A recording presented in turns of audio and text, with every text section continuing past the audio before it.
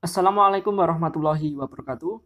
Halo teman-teman SD ASC Karanganyar, berjumpa lagi dengan Pak Bimo. Di sini kita nanti akan belajar matematika, yaitu tentang pengolahan data. Nah, sebelum Pak Bimo mulai, silakan teman-teman disiapkan alat tulisnya dan buku paketnya, ya. Nanti penjelasan dari Pak Bimo bisa dicatat.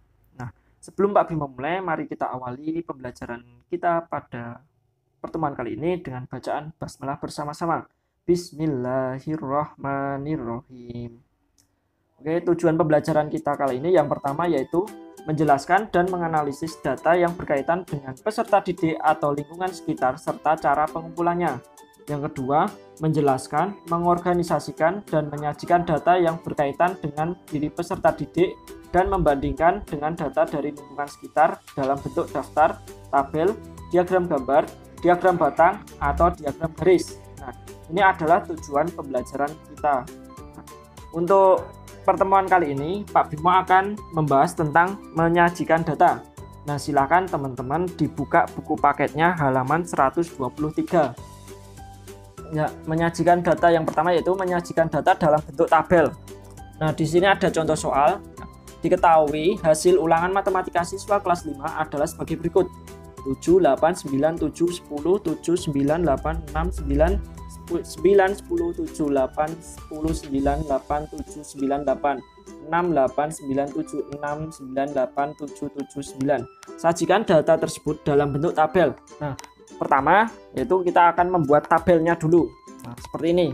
Jadi ada nilai, terus banyak siswa. Nah, nilainya tadi dimulai dari berapa yang paling kecil? Ya, yang paling kecil adalah nilai 6. Nah, setelah itu 7, lalu 8, 9, dan 10.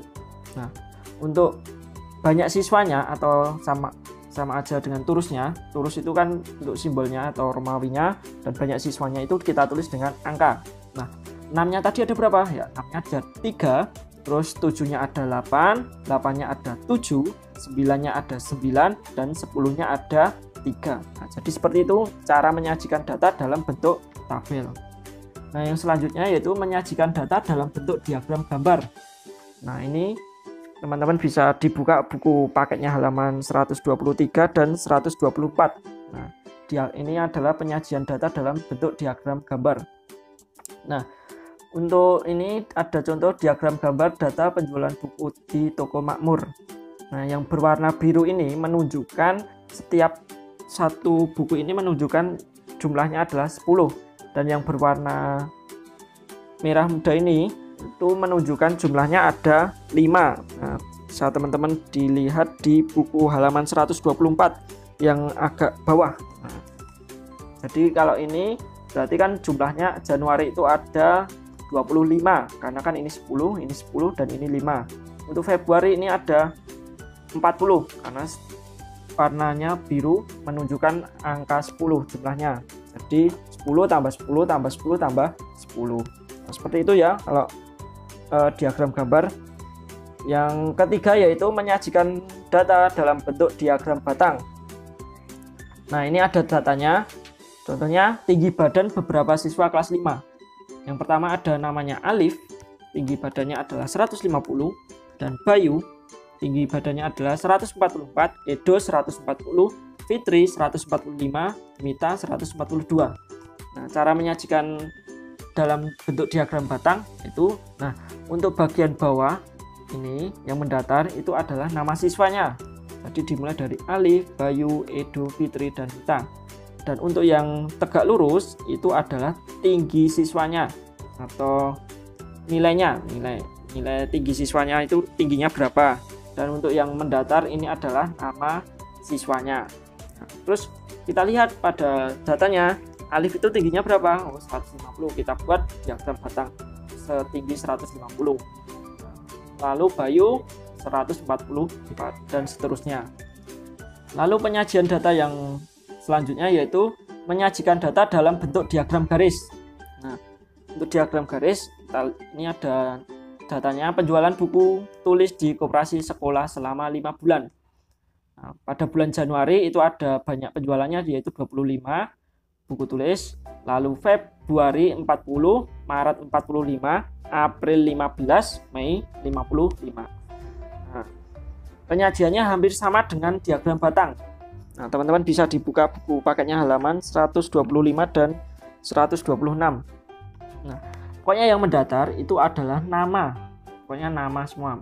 Misalkan nama siswa, lalu nama bulan, nama buah, nama binatang, dan sebagainya. Ini yang berkaitan dengan nama-nama. Untuk yang tegak lurus, itu berkaitan dengan angka. Tinggi badan, banyaknya, seperti itu, banyaknya penjualan, banyaknya buah. Nah, karena ini banyaknya penjualan, berarti kita tulis banyak penjualan. Dan ini Januari, Februari, Maret, April, Mei, itu adalah nama bulan. Setelah itu kita buat Januari, itu jumlahnya berapa? 25. Nah, berada di antara 20 dan 30. Lalu Februari berapa? 40. Terus Maret 45. Lalu April 15 dan Mei 55. Setelah itu kita hubungkan menggunakan garis. Nah, seperti ini, jadi nanti hasilnya seperti ini, namanya adalah diagram garis. Penyajian yang selanjutnya yaitu menyajikan data dalam bentuk diagram lingkaran. Nah, ini ada datanya, tabel hasil donor darah PMI, golongan darah A itu ada banyak kantong darah adalah 70. Golongan darah B itu 63, golongan darah AB ada 35, dan golongan darah O itu adalah 112 kantong darah. Nah, untuk diagram lingkaran kita bisa menyajikan dalam bentuk persen atau dalam bentuk sudut. Nah, yang pertama yaitu dalam bentuk sudut.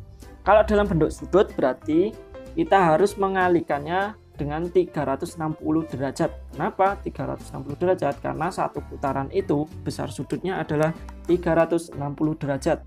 Nah, untuk 280 ini dapatnya dari mana? Nah, 280 ini dapatnya dari 70 ditambah 63 ditambah 35 ditambah 112. Jadi jumlahnya adalah 280. Ini adalah banyaknya kantong darah dari golongan A sampai golongan darah O. Nah, kalau 70 ini banyaknya darah pada golongan darah A. Nah, itu kan ada 70. Berarti 70 per 280 dikali 360 derajat. Berarti ada 90 derajat. Nah, nanti yang golongan darah B juga sama seperti golongan darah A tadi menghitungnya. Lalu presentase. Nah, kalau presentase kita kalikan dengan 100%. Nah, jadi nanti hasilnya ada persennya. Untuk ininya masih sama dengan besar sudut.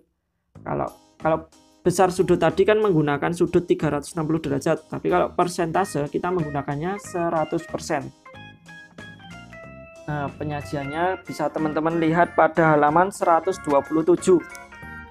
Ini golongan darah A 90 derajat, golongan darah B 81 derajat, golongan darah AB 45 derajat, dan golongan darah O 144 derajat. Ya, itu tadi ya teman-teman penjelasan dari Pak Bimo tentang menyajikan data. Ada data menyajikan data dalam bentuk diagram tabel, dalam bentuk tabel. Lalu yang kedua diagram gambar, lalu yang ketiga diagram batang, keempat adalah diagram garis, dan yang kelima adalah diagram lingkaran. Nah, nanti teman-teman bisa mencobanya di rumah, mengerjakan tugas yang diberikan oleh Pak Bimo. Oke, sekian dari Pak Bimo. Kurang lebihnya mohon maaf. Pokoknya tetap semangat belajarnya, dijaga kesehatannya, dan ditingkatkan ibadahnya. Sekian dari Pak Bimo, kurang lebihnya mohon maaf. Billahi taufiq wal hidayah. Wassalamualaikum warahmatullahi wabarakatuh.